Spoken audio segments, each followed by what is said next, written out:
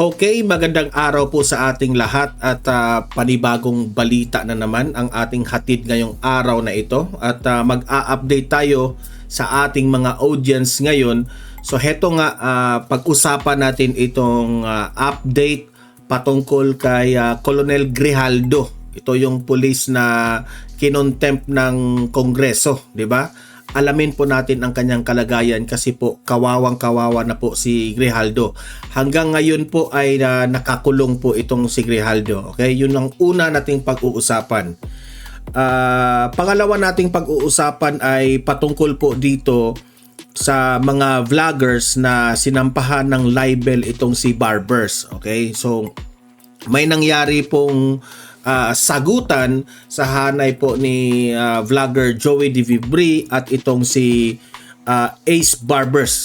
Yan po ang ating i-react ngayon kasi alamin po natin at intindihin po natin kung ano po ang mga dahilan bakit itong mga vloggers ngayon lumalaban na talaga. Okay? Kasi feeling nila inaabuso na ng mga kongresista itong mga vloggers na ito, okay? Sa kanilang power ngayon, sa kanilang pagiging kongresista ngayon, hindi basta-basta manlalait kayo ng mga vloggers para lang to silent their voices, di ba? So, ayan, it's a good thing na yung mga kasamahan nating mga vloggers dyan lumalaban sa kanilang karapatan. Okay? So, yan ang pangalawa nating pag-usapan. At heto, pag-usapan rin natin yung nangyaring hold up sa Davao. Okay? May kumakalat ngayon na balita na yun pala ay paninira sa pangalan ng mga Duterte. Kasi may umami na Okay, yung noong una, ayaw kong patulan itong balita na ito kasi kailangan mo ng i-investigate ng masyado kung ito ba ay ang motibo ba nito ay talagang lang ba na hold up. Pero nung nilalima na nila yung investigasyon, parang there is something fishy about this. At yan po ang alamin natin bakit ginagawa nila ito ngayon at bakit pilit nilang sisiraan ang mga Duterte at anong meron doon na nasasabi ng iba na may anomalous doon sa hold up na yun. Okay?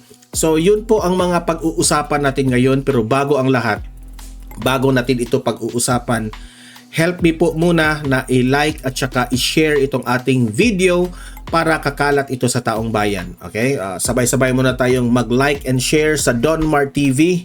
1, 2, 3, go!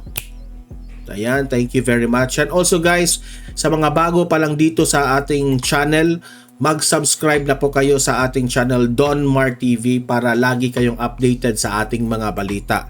And at the same time, kung nakasubscribe kayo sa akin, ma-notify yan sa inyong mga cellphones kung meron tayong bagong uploads, meron tayong breaking news, o kung nagla-live tayo Donmar TV. Okay? So importanteng mag-subscribe tayo sa Donmar TV. 1, 2, 3, go! Okay, nakasubscribe na ba lahat? Simulan natin yung unang balita natin. Ito yung patungkol kay Colonel Grijaldo, Police Colonel Grijaldo. Ito, panoorin natin kasi lakihan ko itong picture na ito para alam po ninyo ang kalagayan ngayon ni Grijaldo. Ayan. Kumakalat ito sa social media ngayon Okay? Post ito ng Hakbang ng Maisog at ito po ay nagtrending sa social media. Nakalat po itong balita na ito sa mga iba't ibang pages, no? At ito po ay hindi ibinalita ng mainstream media. Ano na ba ang kalagayan ni Grijaldo ngayon? Safe ba siya? Okay? At siya ba po ay nakalabas na? Tama lang ba ang pagtrato sa kanya? Yan ang alamin natin sa balita na ito. Ito, 3 buwan na simula noong ma-detain si Colonel Grijaldo. Grabe, 3 buwan na ito Kawawa. Imagine pulis po ito. Nagserbisyo po ito sa taong bayan. Itong Colonel si Grijaldo. Tapos 3 buwan na, wala raw sahod. Okay, walang sahod, nandoon sa loob, ha? Dahil lang hindi nila nagugustuhan ang sagot ni Grijaldo. Ayan, magta-3 buwan na nasa loob pa na detain itong si Grijaldo, kawawa. Okay? Dahil sa paninindigan niya para sa katotohanan, 'di ba? Alam naman natin kapag i-invite ka doon sa kongreso dito sa Tuwadcom, gagawa ka ng sworn statement na ikaw po ay you will tell the truth, nothing but the truth. O, di ba? Mayroong mga ganon-ganon, di ba? Hindi ko nga maintindihan. Pinipilit yun ang tao para magsabi ng totoo, na ngayon na siya ay nagsasabi ng totoo, kung hindi nyo nagugustuhan ang pagsasabi niya ng totoo, i-contempt ninyo. So saan na siya lulugar dyan, di ba? Sabi pa dito, lumipas na ang bagong Pasko, bagong taon, at Valentine's Day. Imagine that one. December pa siya nakakulong. Bagong taon, Pasko, hindi siya nakakita sa kanyang pamilya. Bagong taon, hindi niya nakapiling ang kanyang pamilya. Valentine's Day, hindi niya nakapiling ang kanyang asawa at ang kanyang mga anak. Ngunit, hindi pa rin siya nakakalaya at nakakapagtrabaho man lang para sa kanyang pamilya. At kung iisipin mo pulis po ito, Colonel Grijaldo, senior officer. May tanong lang, Marbil, may ginagawa ba si Marbil dito? Diba? Wala ka man lang ginawa dito, Marbil? Kasamahan mo ito? Dignidad, pangalan ng mga kapulisan ang itinataya, inipresenta ni Colonel Grijaldo dito? Hindi ba kayo proud dito sa taong ito? Na nagsasabi ng totoo? Nagpresenta siya bilang isa sa mga pulis? Wala. Si Marbil, wala. Kasi ano lang siya tutok na tutok at idol na idol niya ang bangag na presidente Siyempre, anong masasabi natin sa taong proud to say na papahaba ang ng oras? Hindi talaga maganda ito. Imagine that one. Alam niyo, sa totoo lang, mga kongresista, kayo mga government official dyan, kung kayo po ay natutuwa, masaya at feeling ninyo satisfied na kayo sa ginagawa ninyo dito, nagkakamali po kayo. Hindi nyo man lang inisip na kayo daw, kayong mga nandyan sa kongreso at itong mga ikaw, Marbil, isipin mo raw ito, Marbil, kahit man lang tinulungan mo ito o kahit man lang nagpalabas ka ng sentimiento patungkol dito kay Colonel Grijaldo. Si Grijaldo, hindi niya nakapiling ang kanyang pamilya nung panahon ng Pasko. Di ba? Yung Pasko na yun, kahit yun nalaman, hindi nyo ibinigay sa kanya. Yung bagong taon, na importante yun, na sama-sama ang mga lahat ng members of the family, basta panahon ng bagong taon, hindi nyo pinagbigyan ang tao dahil lang sa pride and ego ninyo. Di ba? Paano hindi magagalit ang taong bayan dyan sa ginagawa nyo sa kanya? Tapos ito pa, Valentine's Day. Makapiling man lang ang kanyang asawa at ang kanyang mga anak, hindi nyo pinagbigyan. Dahil sa init ng ulo ninyo. Di ba? Anong layunin ninyo dito? Galit na galit kayo, Abante, Dan Fernandez, dahil binuking ang mga kabalastugan nyo dyan ni Grijaldo. Di ba? Nagalit kayo. Masaya na ba kayo dito? Sabi pa dito, samantala, yung mga nakakulong, yung mga nagpakulong sa kanya ay sobrang sarap ng buhay. Ay, of course. Sarap na sarap yung buhay nila. Di ba? Ganyan po ang ganyan po sabi diyan Duterte pa rin. Ganyan na po ang gobyernong ito. Okay? Hindi natin maiintindihan anong nasa utak nitong gobyernong ito. Kasi ito yung pulis na matino na nagsiservisyo sa bayan ng Pilipinas, sa taong bayan, kinulong nila for saying the truth. Pero, yung mga buwaya sa gobyerno, sila yung nag-i-enjoy sa buhay. Yung mga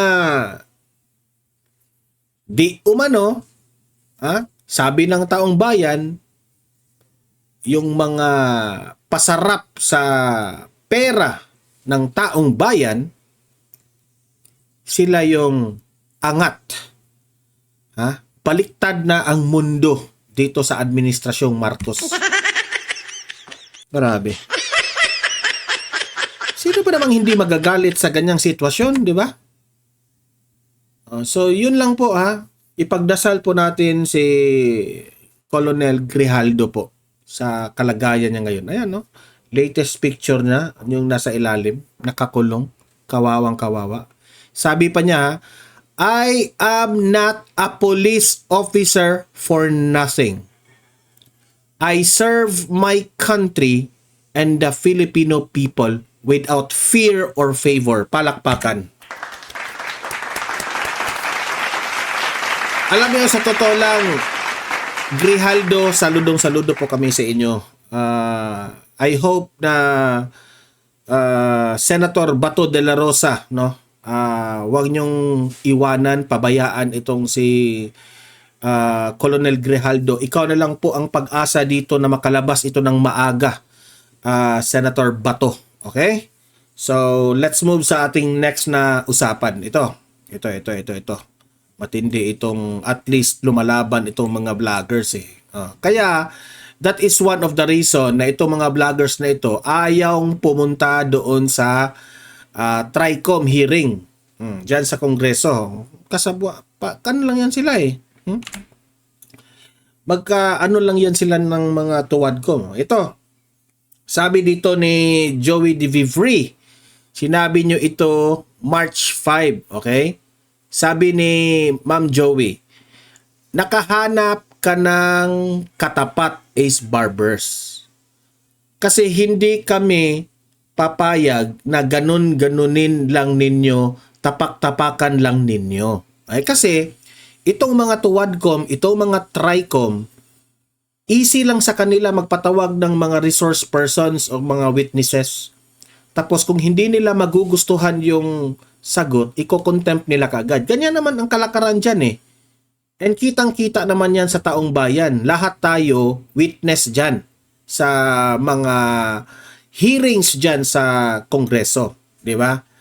Siyempre, walang magawa ang mga resource person, kulong talaga kaagad. Di ba? Makukulong talaga dahil they are abusing sa kanilang power. Okay? Ngayon, sabi ni Ma'am Joey, nakahanap ka ng katapat. Pinatawag nila itong mga vloggers na ito. Yung mga vloggers hindi pumunta.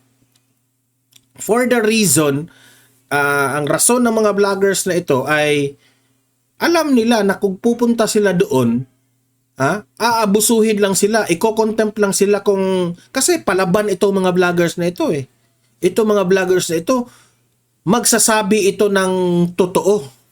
At alam nila kung magsasabi sila ng totoo, masasaktan itong mga kongresista na ito. Kung masasaktan itong mga kongresista na ito, ang gagawin nila? Kulong itong mga vloggers kung ganyan. Yan ang iniiwasan ng mga vloggers na ito. Di ba?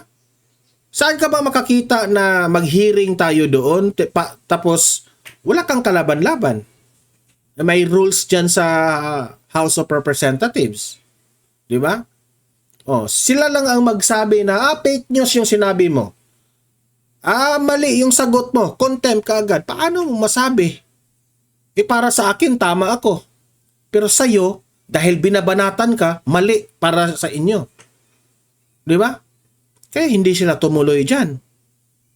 Sabi ni, dito, Ma'am Joey, sa uri ng pagtrato ninyo sa mamamayan na para bang kayo ang amo namin. Correct. Alam mo mga congressman, hindi po kayo ang amo namin. Equal lang tayo. Pareha tayong Pilipino. Nagkataon lang kayo yung binoto na maging congressman dyan sa House of Representatives. But kung we will dig deeper, ano lang tayo? Equal lang tayo. Pareha naman tayong Pilipino. Diba? Pareha naman natin kung mahal ninyo ang bayan natin, mahal rin naman ng mga vloggers ang bayan natin. Kaya wala kayong karapatan para mag-taas-taasan dyan na kayo yung mataas. Kapag hindi nyo nagugustuhan yung mga sagot ng mga resource person ninyo, ikukulong nyo kaagad. Di ba? Sabi pa ni, this is a strong statement galing kay Ma'am Joey. Let's stop this madness. Alam naman natin, Ma'am Joey, mainit ang mga ulo nito. Madness talaga.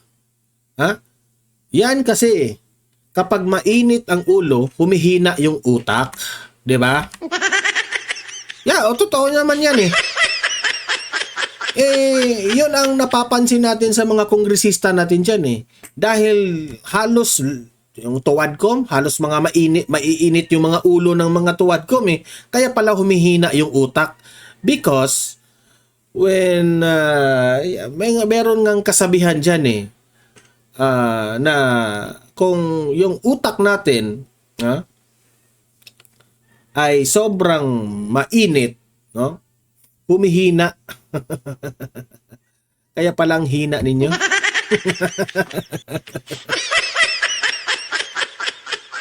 Ay nako. Sa English pa, when the emotions are high, the intelligence are low. Ay nako, kaya pala. Sabi dito ni Ma'am Joey, lalaban kami hanggang dulo. Palakpakan. Di ba? Yan ang example na Pilipino. Okay? Hindi natatakot. Ito yung mga maiisog. Hindi yung puro satsat. Pro-China, pro-China. Ganun naman talaga yung mga dilawista Di ba? Kayo, kung matapang kayo nang lumusob doon sa China. Ito yung tunay na mga maisog, di ba? Tapos, rumesbak rin itong si Barbers. Sabi ni Barbers, if those who filed the libel cases against me all felt alluded to as narco-vloggers, then it could be seen or interpreted that indeed they were. Okay? So, anong ibig sabihin? Alam nyo naman na bago nila pinatawag itong mga vloggers na ito, si Barbers ang una na nagsabi na nabanggit kasi ito na mga narco-vloggers. When in fact, hindi. Ang layo. In my opinion, there is no such thing as narco-vloggers. Sino ba namang magva-vlog? Alam nyo ba kung anong ibig sabihin ng mga narco? Nagva-vlog nga itong mga vloggers na ito para sa kabutihan ng bansa natin for expressing sa hinanaing ng gobyerno na ito, tapos sasabihin yung narco-vloggers? Hindi po. Para sa akin, wala. It's very unfair on the part of the vloggers na sasabihin yung narco-vloggers. Kaya, itong mga vloggers na ito na pinatawag nila sa Kongreso, nag-file sila ng cyber libel. Or libel ba? Nag-file sila, dito kay Barbers. So ito si Barbers naman, sabi niya, kung they felt alluded, yan ang term niya ha, para sa kanya, makikita raw at ma-interpret raw na indeed they were the narco-vloggers. Tingnan nyo, paano niya tinitwist itong usapin na ito. 'Di ba? Parang pinagbibintangan pa talaga niya ang mga vloggers na, kung nagre-react kayo, o kung if you felt alluded, talagang mga narco-vloggers kayo. O parang gano'n yung sinabi ba? Grabe naman. Attorney ba kayo na makapagsain? Sa bagay, yun lang ang basihan niya. Dahil raw, itong mga vloggers na itong nagre-reklamo felt alluded, para sa kanya, mga narco-vloggers talaga. Parang ganun.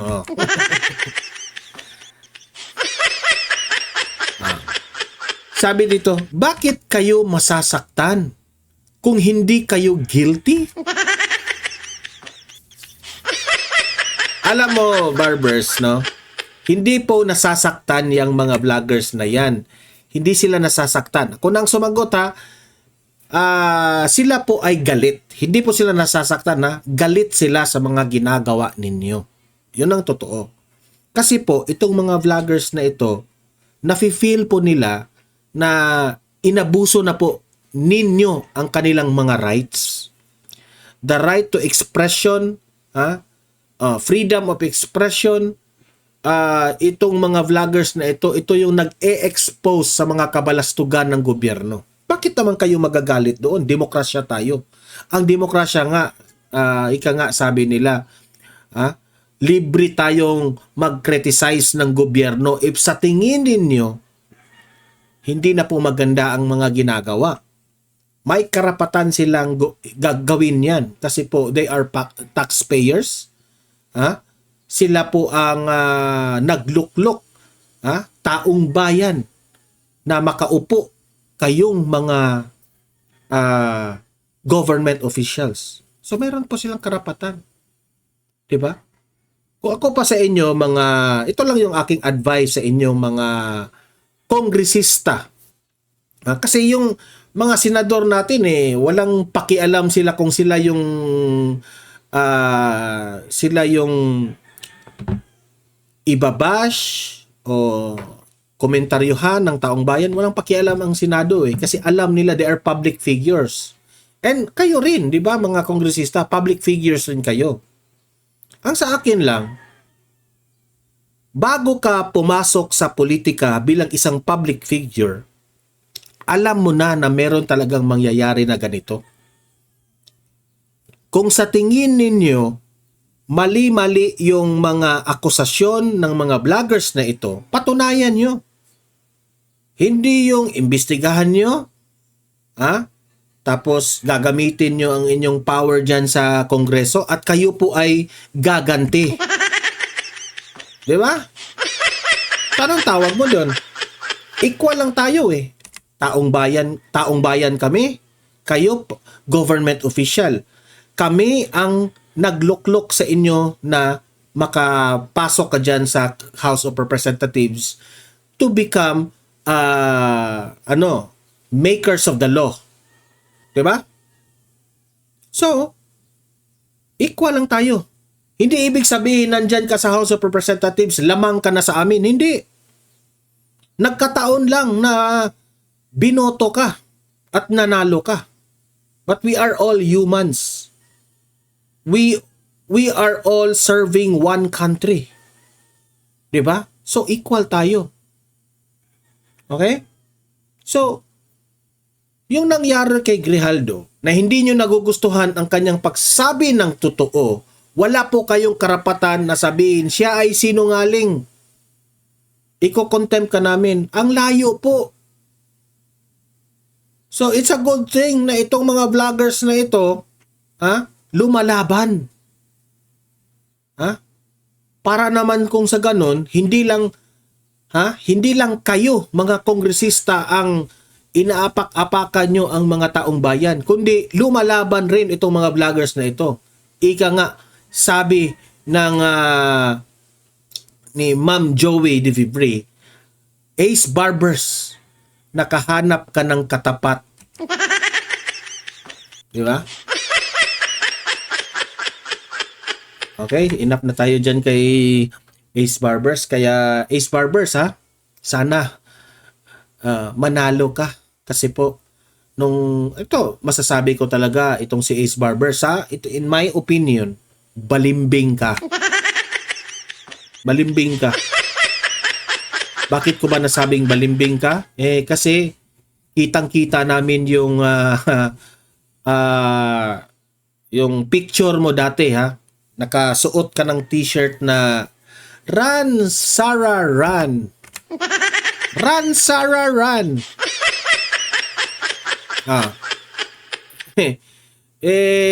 Alam ko naman na itong si Barbers, kaya yun ginawa niya kasi matunog at mabango ang pangalan ni VP Sara sa mamamayang Pilipino. Kasi marami pong mga taong bayan at that time na gustong tumakbong presidente si VP Sara. Siya naman, para pangdagdag na botante, ginamit rin niya sana, di ko na yan, manggagamit talaga itong mga taong ito Run Sara, run pa kayo ha, kasi malakas si VP Sara. Ngayon na nasa pwesto na kayo, ngayon na nanalo na kayo, anong ginagawa ninyo? Impeach Sara! Nakakahiya. Ngayon, impeach Sara na. Ha? Anong tawag mo doon? Mangga gamit. Kakahiya. Ay, nako. Ay, mga traditional politics talaga. Okay, so move tayo dito sa next topic natin. Ito yung nakaka-shock na balita, guys. Kasi ayaw kong i-vlog ito o nung pumutok itong balita na ito, kasi sabi ko, hindi mo na tayo bang huhusga dyan kung yan ba ay scripted, yan ba ay paninira lamang ng mga Duterte. Pero heto, lumabas na yung balita. Sabi dito ng kasi hindi ito inilabas ng mainstream media itong balita na ito. Okay? Di ko lang alam kung ito ba ilalabas o talagang aralin muna nila itong balita nito dapat o bago nila ilabas ito. Pero heto, sabi ng DXDC News, hold up sa pawn shop sa Ilustre, paninira ng mga Duterte. Ayan, itinranslate ko lang ng Tagalog ha. Yun pala, ang hold up ng yun, di ba, nakita yun, nag-trending yun sa social media na merong mga nakamotor, di ba, na nagdadala sila ng mga jaril, tapos yung kanilang motor na sinasakyan ayaw pang umandar, di ba? Maraming ang mga nagsasabi at that time na parang hindi sila handa itong mga hold-upper na ito. Di ba? Kasi if kayo, if you will try to analyze, itong mga taong ito, bago sila lulusob o may operasyon sila sa ganyan, yung mga nang-hold up sila, hindi ako naniniwala na hindi nila ito paghahandaan, di ba? Siyempre, ikaw, pag sisiguraduhin mo yung sasakyan mo pagkatapos nyo mag-hold up na talagang hindi sira-sira, di ba? Ang sa tingin doon, sira-sira pa, harap-harapan na nakabit-bit ng jaril, nakita mo talaga na may maraming naka-video, parang naghihintay talaga sila na matrending sila at mabidyohan. Alam nyo naman ngayon na mainit ang usapin sa Malacanang, especially na nandyan yan si Attorney Claire Castro, yung palingkerang PCO. Di ba? na talagang sinisisi niya pa itong si Basti Duterte. Siya naman yung mayor dyan eh. O, ganyan, di ba? Sinisisi niya si Basti Duterte na tumataas na raw yung krimen dyan sa ano, at yung ang Davao raw parang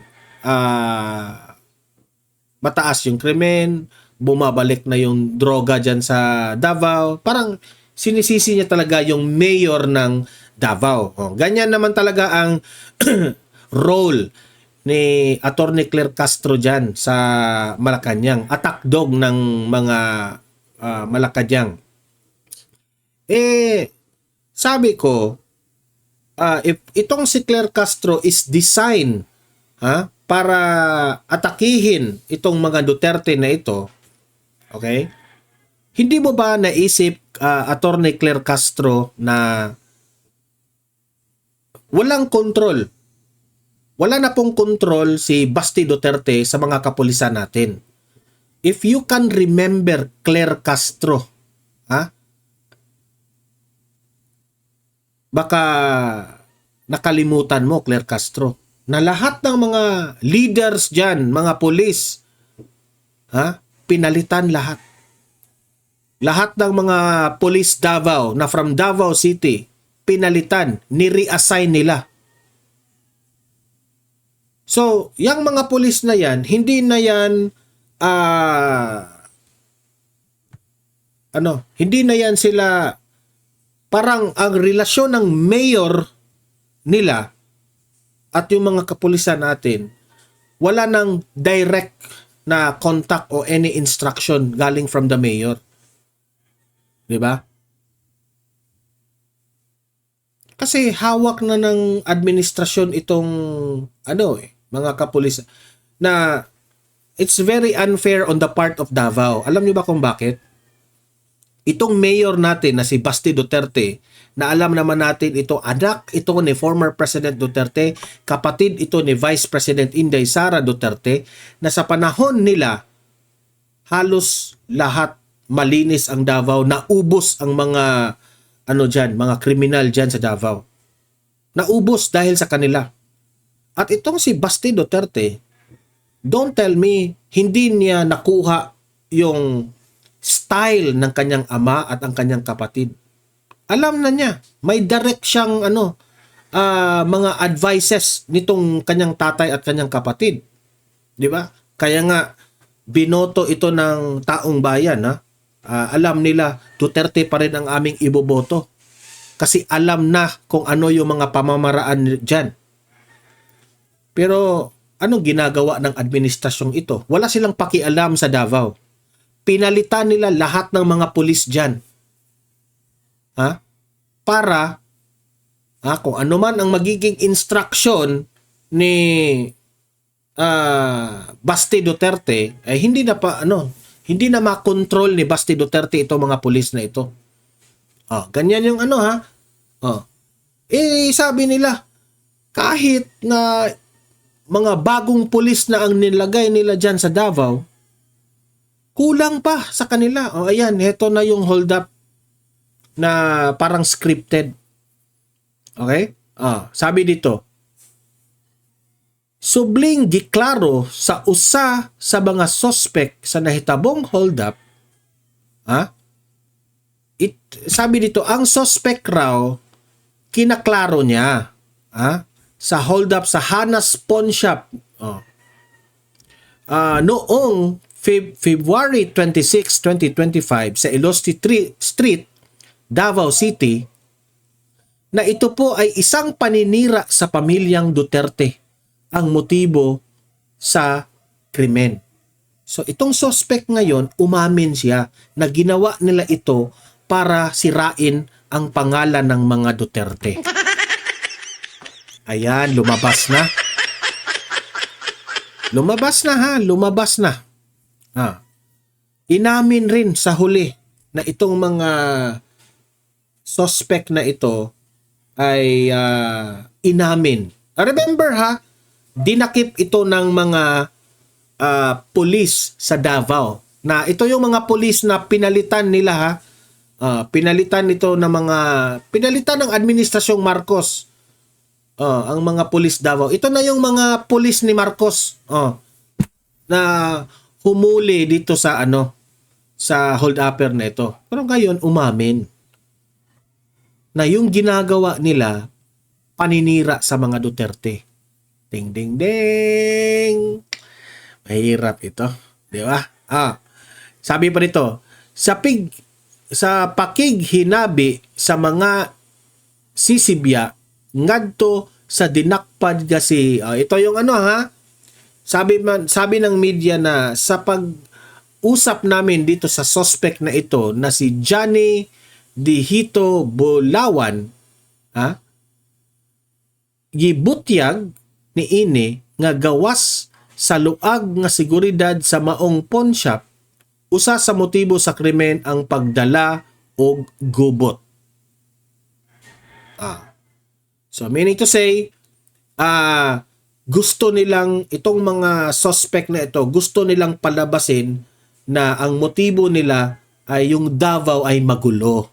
Ganon yung pagka-interpret ko dito Sabi pa dito, hold up sa pawn shop sa Ilustre, pagpangdaot ra sa mga Duterte. Ayan na. So, lumabas rin ang katotohanan, di ba? Ito yung malaking tanong. Update tayo dito Sino ang nag-utos sa inyo para gawin yun? Kayo ito ba? Maniniwala ba tayo dito sa suspect na ito? Yan ang malaking tanong. At kung maniniwala tayo sa kanyang sinasabi, sino ang nag-uutos nito? Alam niyo, sa totoo lang, yan ang hihintayin natin kung ito ba ay sino ba ang nag-utos nito, may ba. I hope it's not the yung mga, I hope lang ang mga nag-uutos sa kanya para sirain ang mga Duterte ay hindi kontra sa kontra sa politika ng mga Duterte. I hope lang. Masakit kasi isipin na itong mga politicians na ito, itong mga government officials, gagawin nila ang lahat para manalo sa eleksyon. The greed of money and power, yan kasi. Magagawa nila ang anong bagay because of the greed of money and power. Hindi nyo ba naisip na tumakbo kayo bilang isang government official, ang pinakaunang layunin doon ay tumulong kayo sa kapwa ninyo, taong bayan, ang kalagayan ng taong bayan. Inihalal kayo bilang isang leader na maaasahan namin na kayo po ang tutulong sa bansang ito para guminhawa ang buhay ng lahat ng mga Pilipino. That's the first default na purpose. Pero parang hindi na po ganun ang mga nangyayari ngayon Para pong pumapasok kayo sa gobyerno para gawin ninyong business o trabaho. Yes, trabaho yan. Pero yung iba dyan, tumatakbong kung anong posisyon sa gobyerno para lang ang layunin nyo, para dyan kayo yumayaman. Diba? Yun naman ang nakikita namin Diba? Nagtataka nga ako bakit ang dami-daming gustong tumakbo na maliit lang naman ang sweldo ng mga government officials na ito? Yun ang una. Bakit? May nalalaman ba kayong na hindi nalalaman ng mga taong bayan? May ginagawa ba kayo na hindi alam namin? Yun ang pinakauna Ito I'm talking here in general Hmm. Kasi siraan ng siraan eh. Paninira dito, paninira doon. Para lang, pagdating ng eleksyon, sira na lang yung kalaban niya, siya yung mananalo. Pero sino ang apektado dito? Apektado ang mamamayang Pilipino. Dahil sa mga paninira ninyo sa inyong mga kalaban, damay kaming mga inosenteng tao. Diba? So, yun po. That's the reality of life dito sa bansang Pilipinas. Kaya pala, hanggang ngayon, ang Pilipinas hindi umasenso. Nung panahon po ni former President Duterte, maganda na sana yun nasimulan eh. Tuloy-tuloy na kasi. Ngayong pumalit itong mga bangag na mga government officials, ayan na naman tayo. Paubos ng ano naman tayo, tawag doon, paatras na naman ng paatras. Ganun, no? Atras na naman tayo ng paatras. Ika nga sabi ni Vice President Inday Sara Duterte, wala na tayo. We are too behind from other countries. Ang ubang mga countries po, wala na. Grabe na ang kanilang mga infrastructures, ang kanilang government developments sa kanilang countries, grabe na, umaangat na sila. Pero tayo, paatras ng paatras. That's the reality. Okay? So, libre po kayong mag-comment, mag-react sa mga pinag-usapan natin, ha? Usap-usap tayo sa comment section. Guys, paki-like, paki-share itong video na ito para kakalat ito sa taong bayan. Mag-subscribe kayo sa Donmar TV para updated kayo lagi. Okay? At meron tayong pangalawang channel, Donmar TV Balitang Totoo. Mag-subscribe rin kayo doon kasi meron po tayong mga videos na ina-upload doon na hindi po natin ina-upload sa main channel natin ito. Okay? So, thank you very much mga moderators at sa mga audience na mga nanonood ngayon. See you in my next video. See you in my next live. Have a great day. Have a great night. God bless po sa ating lahat. Mabuhay ang Pilipinas. God save the Philippines. Bye-bye.